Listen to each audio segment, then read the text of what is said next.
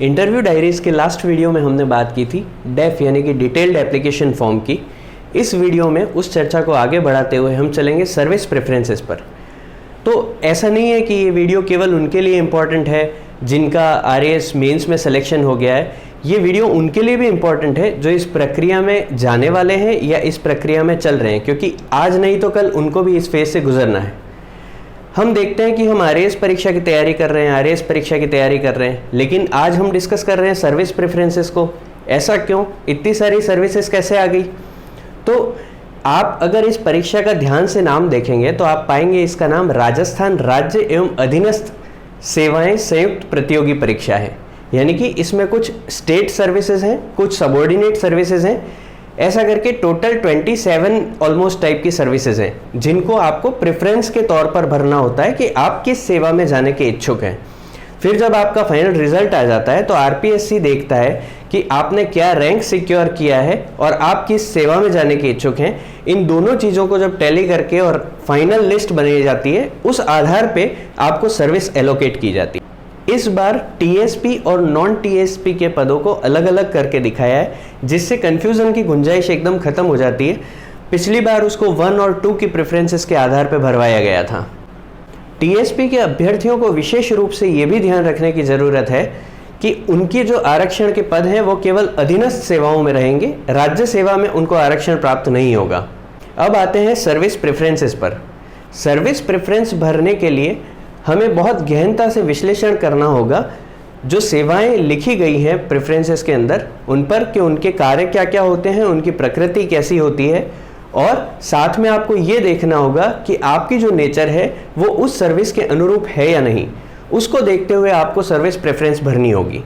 साथ ही आपको ये भी देखना होगा कि आप फैमिली लाइफ पसंद करते हैं, डेस्क वर्क पसंद करते हैं, आप कुछ इन्वेस्टिगेशन टाइप के मामलों में इंटरेस्ट रखते हैं, या आपको फील्ड जॉब पसंद है, पब्लिक डीलिंग बहुत ज़्यादा पसंद है, पॉलिटिकल कॉन्टैक्ट्स बनाना आप पसंद करते हैं। इन सारी चीज़ों को देखते हुए आपको ये तय करना होगा कि आपको किस सर्विस को ऊपर भरना है और किसको बाद में भरना है। साथ ही साथ आपको ये भी देखना होगा कि जो प्रेफरेंस आप भर रहे हैं ये अंतिम अवसर है आपके पास इन प्रेफरेंसेस को भर के फाइनल सबमिट करने का। एक बार आपने ये प्रेफरेंसेस भर के फाइनल कर दी, उसके बाद इनमें किसी भी प्रकार का संशोधन RPSC अलाउ नहीं करती। प्रेफरेंसेस को ठीक से भरना बहुत आवश्यक है, क्योंकि अगर आपने गलत प्रेफरेंस भर दी और आपको गलत सर्विस एलोकेट हो गई तो आपके पास फिर 2 ही विकल्प बचेंगे। पहला विकल्प तो ये बचेगा कि आप उस सेवा के साथ संतुष्ट हो जाएं और उसमें कंटिन्यू करें, और दूसरा विकल्प आपके पास बचेगा कि आप पुनः RAS की तैयारी करें, पुनः उस चक्र से गुजरें, प्री मेंस और इंटरव्यू तक पहुंचे, फिर आपकी पसंद की सेवा को लें। सर्विस प्रेफरेंसेस में सबसे पहले बात करते हैं राजस्थान प्रशासनिक सेवा की। ये तो वो सेवा है जिसके लिए हम एग्ज़ाम देते हैं, तो ये तो टॉप प्रायोरिटी पे भरनी है, इसमें किसी प्रकार का कोई डाउट नहीं है। इस सेवा की प्रकृति के बारे में अगर देखें तो काफ़ी व्यस्त जॉब रहेगी आपकी। 24/7 आपको अलर्ट मोड पे रहना पड़ेगा। जिला कलेक्टर को अगर आपके उपखंड के संदर्भ में कोई बात करनी होगी तो वो आपसे बात करेंगे। दूसरा ये कि इसमें प्रेस्टीज भी बहुत ज़्यादा है, आपको कार्य के साथ साथ सम्मान भी बहुत मिलने वाला है। इस जॉब में न्यायिक शक्तियाँ भी होती हैं, तो काफ़ी अच्छे नेचर की जॉब है। आपको इस जॉब में जाने के बाद महसूस होगा कि आपने एक बहुत बड़ा गोल आपका जो था वो अचीव कर लिया है, बहुत सही जगह पे आप पहुंच गए हैं। दूसरा, आपको कई विभागों के साथ समन्वय करना होता है। विभिन्न विभागों के साथ कोऑर्डिनेट करके आप मीटिंग्स अरेंज करते हैं, उन विभागों की प्रोग्रेस को मॉनिटर करते हैं, और इस प्रकार के अनेक शक्तियाँ वहाँ पर दी जाती हैं। इसमें चैलेंजेस भी बहुत होते हैं, जैसे आप आपके उपखंड के आपदा प्रबंधन अधिकारी हैं, तो जो नेचुरल कैलामिटीज़ होती हैं उनको आपको मैनेज करना होता है। जैसे कोविड में आपदा प्रबंधन का बहुत ज़बरदस्त काम उपखंड अधिकारियों ने किया था। धारा 144 आपके उपखंड क्षेत्र में लगाने की शक्तियाँ आपके पास होती हैं। अगर पद की बात करें तो उपखंड अधिकारी सबसे शानदार पद है इस सेवा में।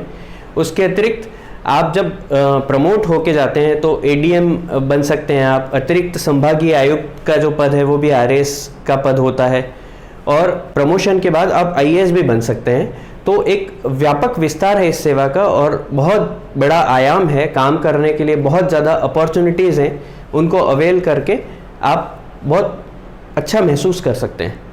अब आते हैं राजस्थान पुलिस सेवा पर। राजस्थान पुलिस सर्विस में आप डिप्टी एसपी की पोस्ट पे लगेंगे, किसी उपखंड में आपकी पोस्टिंग होगी और इस पोस्ट में भी 24/7 आपको एक्टिव रहना पड़ेगा, अलर्ट मोड पे रहना पड़ेगा। आपको अगर शौक है कि आप कोई मिस्ट्री टाइप के केसेस सॉल्व करने में इंटरेस्ट रखते हैं या आपको थ्रिल पसंद है, तो इस टाइप की सर्विस को आप ऑप्ट कर सकते हैं। आपका इसमें स्ट्रॉन्ग माइंडसेट होना ज़रूरी है, फिजिकली भी आपको स्ट्रॉन्ग होना पड़ेगा, तभी आप इस सर्विस को अच्छे से परफॉर्म कर पाएंगे। दूसरा ये कि अगर आपकी कम एज है और आप आरपीएस बनने जा रहे हैं तो यहाँ प्रमोशन के चांसेस भी बहुत शानदार हैं। आप आईजी की रैंक तक जा सकते हैं और अगर आपकी एज 40 अबव चल रही है कुछ, तो आप एक बार एनालिसिस कर लें खुद का कि आपको इस सेवा में जाना है या नहीं जाना है। ट्रेनिंग थोड़ी टफ किस्म की होती है और प्रमोशन के चांसेस भी उस एज के बाद थोड़े से आप बहुत ज़्यादा हायर पोस्ट पे नहीं जा पाएंगे, तो आपको देख लेना चाहिए, क्योंकि अगर आपको आरपीएस मिलने वाला है तो आपकी रैंक निश्चित रूप से बहुत अच्छी होगी, तो आप दूसरी कोई सर्विस भी ऑप्ट कर सकते हैं। अब आते हैं आरटीएस पर।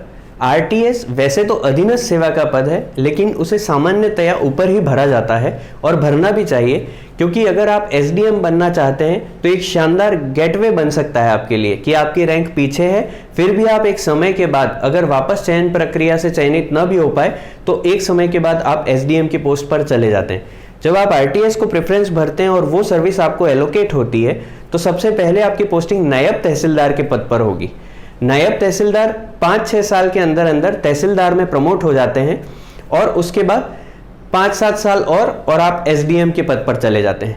तहसीलदार सर्विसेज में भी न्यायिक शक्तियां मौजूद होती हैं, फील्ड वर्क बहुत सारा होता है, वो ज़मीन से रिलेटेड मैटर्स को भी डील करते हैं, उनके पास अच्छा खासा स्टाफ होता है, रेवेन्यू जनरेशन का एक बहुत बड़ा सोर्स है वो गवर्नमेंट के लिए, तो वैल्यूएबल पोस्ट है, उसकी प्रेस्टीज भी बहुत ज़्यादा होती है, समाज में भी तहसीलदार की एक अलग सम्मान उसको प्राप्त होता है। दूसरा ये कि अगर किसी उपखंड में उपखंड अधिकारी मौजूद नहीं है तो ये भी संभावना बनती है कि आप एक तहसीलदार होने के नाते एडिशनल चार्ज के रूप में एसडीएम का पद संभालें, तो समय पूर्व भी आपको एसडीएम के पद पर रहने का मौका यहाँ पे इस सेवा में मिल सकता है। तो आरटीएस को सामान्य रूप से ऊपर ही भरा जाता है।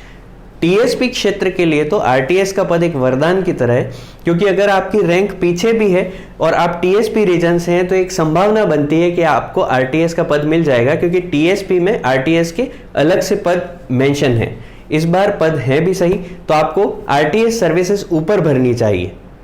अब आते हैं राजस्थान लेखा सेवा पर। राजस्थान लेखा सेवा यानी कि अकाउंट सर्विस, ये एक टेबल वर्क वाली जॉब है। आप एक फाइनेंशियल एडवाइज़र के रूप में किसी डिपार्टमेंट में काम करते हैं। इस जॉब में आपको ऐसा लगता है कि मुझे पीसफुल लाइफ जीनी है, मुझे आराम से अपनी नौकरी करनी है 9:30 से 6 की, घर जाने के बाद फैमिली को टाइम देना है, सोसाइटी को टाइम देना है, तो आप इस सेवा के अंदर आराम से ये चीज़ें कर सकते हैं। इस सेवा के अंदर आपको फाइलों के बीच में रहना होगा। फाइल्स निपटाने का काम आप डे बाय डे बेसिस पर करेंगे, किसी डिपार्टमेंट के लिए फाइनेंशियल एडवाइजेस प्रोवाइड करेंगे। चुनौती की अगर बात करें इस अकाउंट सर्विस में, तो आपको ये महसूस होगा कि पब्लिक डीलिंग बिल्कुल ज़ीरो है। यहाँ पर कोई पब्लिक डीलिंग आपकी नहीं होने वाली है, केवल ऑफिशियल स्टाफ से आप रोज़ मुलाकात करेंगे। दूसरा, आप एक एडवाइजरी बॉडी के रूप में काम करेंगे। आप कभी भी हेड ऑफ ऑफिस नहीं बन पाएंगे, सेकंड पोस्ट पे रहेंगे। सेकंड पोस्ट पे आप हमेशा रहकर अपने विभाग के लिए काम करेंगे। तो आपको क्या सूट करता है ये आपको देखना होगा कि आप ऑफिस टाइम में काम करना चाहते हैं, सोसाइटी के साथ ज़्यादा वक्त बिताना चाहते हैं, या आप फील्ड में पब्लिक के बीच में रहकर काम करना चाहते हैं। उस अकॉर्डिंग आप इस जॉब को अवॉइड कर सकते हैं या ऑप्ट कर सकते हैं। महिलाओं के दृष्टिकोण से अगर बात करें तो ऐसा बिल्कुल भी नहीं है कि जो महिलाएं हैं वो किसी भी रूप में पुरुषों से पीछे हैं या किसी सर्विस को परफॉर्म नहीं कर सकती। आज आईएएस ऑफिसर्स भी महिलाएं बहुत सारी बनती हैं और अपने जॉब को बहुत अच्छा परफॉर्म करती हैं। इवन कई जगह तो पुरुषों से भी ज़्यादा अच्छा परफॉर्म करती हैं, लेकिन फिर भी उनके कंधों पे एक जिम्मेदारी होती है परिवार की, तो वो अगर चाहें तो इस सर्विस को लेकर एक पीसफुल लाइफ एंजॉय कर सकती हैं। अब आते हैं राजस्थान रूरल डेवलपमेंट सर्विसेज पर। जब आप इस सेवा में जाएंगे और पोस्टिंग पाएंगे तो आपकी पोस्टिंग ब्लॉक डेवलपमेंट ऑफिसर के रूप में होगी, यानी कि बीडीओ, विकास अधिकारी कहा जाता है इस पद को। ये फील्ड सर्विस वाली पोस्ट है। इसमें आपको बहुत बढ़िया ऑफिस मिलेगा, पंचायत समिति के आप कह सकते हैं मुखिया होंगे। वहाँ पर काम करने के दौरान आपको बहुत सारे चैलेंजेस को भी फेस करना पड़ेगा, बहुत सारा संसाधन होंगे आपके पास, बहुत सारा स्टाफ होगा, लेकिन साथ के साथ आपके दायित्व भी बहुत अधिक होंगे, क्योंकि ग्रामीण क्षेत्रों में विकास की प्रक्रिया ऐसी होती है कि वो कभी रुकती नहीं है। राष्ट्र और राज्य की फ्लैगशिप स्कीम्स का संचालन भी आपको करना पड़ेगा, क्योंकि आपके पास बहुत सारा स्टाफ होता है, ग्रास रूट लेवल पर भी आप काम करते हैं, तो अन्य विभागों की योजनाओं के संचालन का जिम्मा भी आपको दिया जाता है, जिसको आपको बखूबी परफॉर्म करना होता है। हालांकि बहुत चैलेंजिंग जॉब है, 24/7 वाला जॉब है, फील्ड का जॉब है, हैवी पब्लिक इंटरेक्शन वाला जॉब है, लेकिन बड़ा इंटरेस्टिंग भी है। दूसरा, अगर आप पॉलिटिकल कनेक्शंस बनाने में इंटरेस्टेड रहते हैं तो ये जॉब आपके लिए बहुत बढ़िया है। पॉलिटिकल कनेक्शंस के साथ साथ पॉलिटिकल चैलेंजेस भी होते हैं। आपको डेली बेसिस पर कोई ना कोई MP, MLA, कोई राजनेता, आपको मंत्री वगैरह फ़ोन कर सकते हैं किसी न किसी कार्य के लिए। तो आपको अगर वर्क प्रेशर बियर करना आता है और पॉलिटिकल हैंडलिंग और मैनेजमेंट आप बहुत अच्छे से जानते हैं, तो ये सेवा बहुत शानदार सर्विस है, आप इसको ऑप्ट कर सकते हैं। अब आते हैं राजस्थान ट्रांसपोर्ट सर्विस पर। इसमें आपकी जिला परिवहन अधिकारी के रूप में पदस्थापन होता है आपका। इसकी ग्रेड पे अभी जो सर्विसेज बताई हैं उनसे थोड़ी कम होती है। वो सर्विसेज L14 की थी, ये L12 की होती है, लेकिन ये पीसफुल जॉब है। डेस्क वर्क इसमें थोड़ा ज़्यादा होता है। आपको ट्रांसपोर्ट रिलेटेड काम करने होते हैं, ड्राइविंग लाइसेंस, RC आदि जारी करना। पब्लिक इंटरेक्शन लिमिटेड होता है, पब्लिक आती बहुत है, लेकिन आपको उनसे डील करने की बहुत ज़्यादा आवश्यकता नहीं होती। आपका स्टाफ उन चीज़ों को मैनेज आराम से कर सकता है। तो अगर आप पीसफुली जॉब करना चाहते हैं, एक 9:30 से 6 वाली जॉब करना चाहते हैं, तो ये जॉब ठीक है, आप ऑप्ट कर सकते हैं। अब आते हैं food and civil supply services पर। यह अपने आप में एक बहुत महत्वपूर्ण सेवा है। इसके अंदर आपको भरपूर पब्लिक डीलिंग करनी होती है। आपके अधीनस्थ बहुत सारे एनफोर्समेंट इंस्पेक्टर भी लगे होते हैं, जो इसी RAS भर्ती परीक्षा के माध्यम से चयनित होकर आए होते हैं, तो उनका बौद्धिक कौशल भी बहुत अच्छा होता है। तो आपको एक सहूलियत हो जाती है काम करने की, अधीनस्थों से आप अच्छे से काम ले पाते हैं।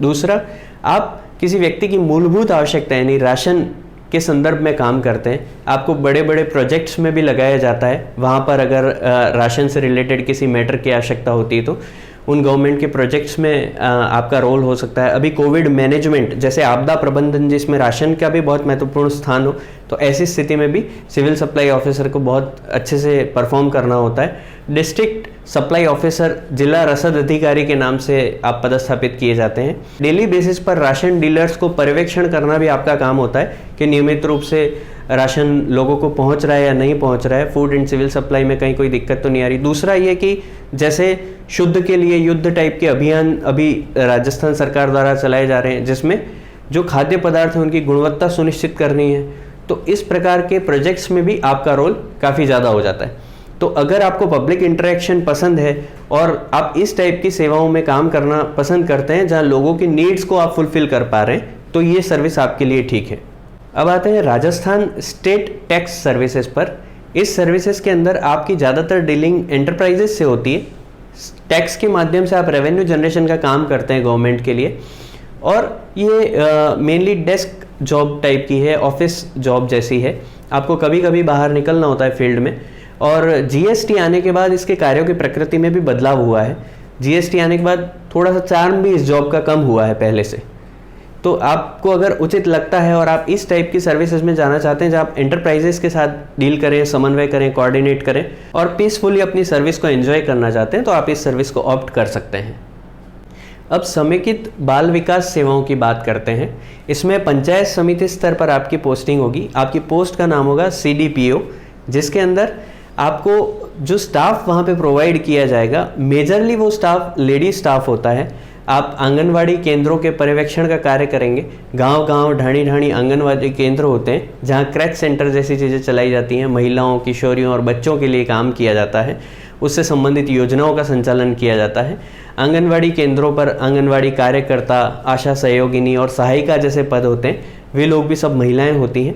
तो इन सारी चीज़ों से आपको डील करना है। थोड़ा सा समानुभूति वाला भाव आपके अंदर होना चाहिए, तो आप यहाँ पर बेहतर तरीके से परफॉर्म कर पाएंगे। यहाँ पर चैलेंजेस भी होते हैं क्योंकि आपको बच्चों के लिए काम करना है, तो वहाँ सेंसिटिविटी के इश्यूज भी होते हैं। दूसरा, आपके अंदर प्रोएक्टिवनेस भी ज़रूरी है। आपको किसी मुद्दे को भांप कर पहले से उस पर एक्शन ले लेना होगा। तो अगर आप इस टाइप के चैलेंजेस पसंद करते हैं और आपकी रैंक उस अकॉर्डिंग बैठ रही है, तो आपको ICDS प्रेफर करना चाहिए। और अब आते हैं इंश्योरेंस सर्विसेज पर। ये हैंडसम सैलरी वाली जॉब है, आपका L14 रहेगा इसमें। दूसरा, आपको जो डील करना होगा वो राजकीय कर्मचारियों से आप समन्वय करेंगे, उनकी प्रॉब्लम्स को मेनली आप सॉल्व करेंगे। डेस्क वर्क टाइप की जॉब है, ऑफिस टाइम में आपका काम रहेगा। बहुत ज़्यादा चैलेंजेस आपको देखने नहीं मिलेंगे इस जॉब में, पीसफुली आप अपनी जॉब को एंजॉय कर सकते हैं। चैलेंज ये है कि सहायक निदेशक के पद पर नियुक्ति होने के बाद आपका प्रमोशन होने में काफ़ी ज़्यादा इसमें टाइम लग सकता है। तो अगर आपको लगता है कि पीसफुल जॉब चाहिए और आपके रैंक के अकॉर्डिंग वहाँ आपका पोजीशन बैठ सकता है, आपको एलोकेट हो सकती है वो सर्विस, और आपका इंटरेस्ट है पीसफुल लाइफ में, डेस्क वर्क में, तो आप इसको ऑप्ट कर सकते हैं। अब बात करते हैं राजस्थान कोऑपरेटिव सर्विसेज की। इसके अंदर असिस्टेंट रजिस्ट्रार के रूप में आपकी पोस्टिंग होगी डिस्ट्रिक्ट हेडक्वार्टर पर, और बहुत ज़्यादा कोई चैलेंजिंग जॉब ये है नहीं, पीसफुली आपकी जॉब चलती रहेगी, आप सर्विस को एंजॉय कर सकते हैं। ऑफिस टाइम रहेगा, ज़्यादातर डेस्क वर्क ही होता है, और इसके अंदर आपको बहुत ज़्यादा प्रेस्टिजियस भी नहीं कही जा सकती। साथ में फैमिली और सोसाइटी को आप अच्छे से समय दे सकते हैं। बहुत ज़्यादा ट्रांसफ़र्स की गुंजाइश भी नहीं होती। प्रमोशन चैनल भी कोई बहुत खास इसमें है नहीं। पब्लिक डीलिंग अगर आप पसंद करते हैं, आपको लगता है कि मैं पब्लिक के बीच में जाके काम करूँ, तो इस जॉब को आपको अवॉइड करना चाहिए। और इसी तरह से सारी पोस्ट में आपको ये देखना चाहिए कि पोस्ट की नेचर क्या है, आपकी नेचर क्या है, आपका मन क्या कहता है कि मुझे कौन सी सर्विस ज़्यादा सूट करेगी, उसी अकॉर्डिंग आपको प्रेफरेंसेस भरनी चाहिए।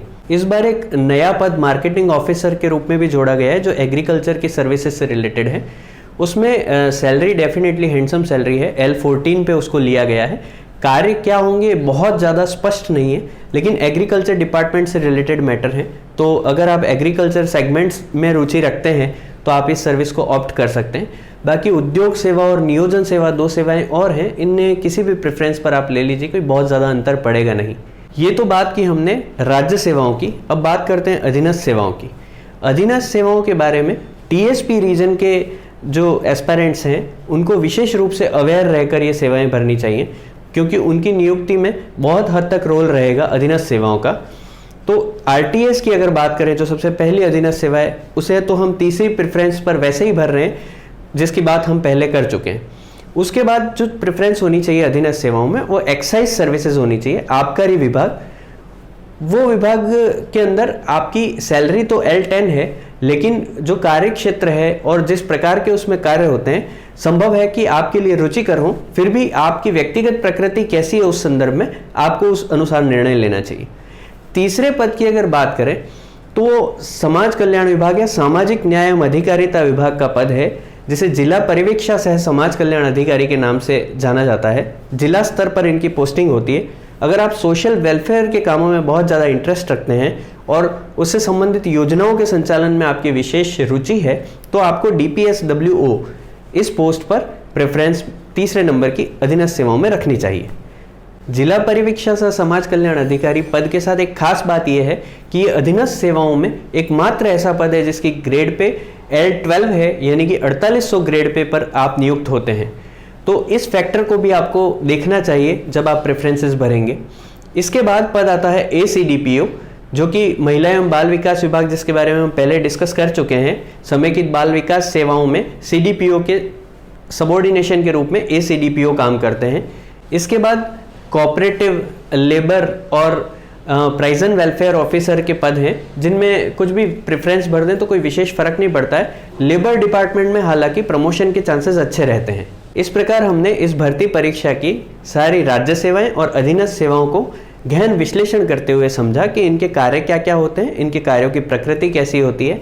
अब ये आपको निर्धारित करना है कि क्या इनके कार्यों की प्रकृति आपके साथ मैच हो रही है या नहीं हो रही, आपको किस तरीके की कार्यशैली पसंद है, उस अनुसार आप निर्णय करें और प्रेफरेंसेस भरें।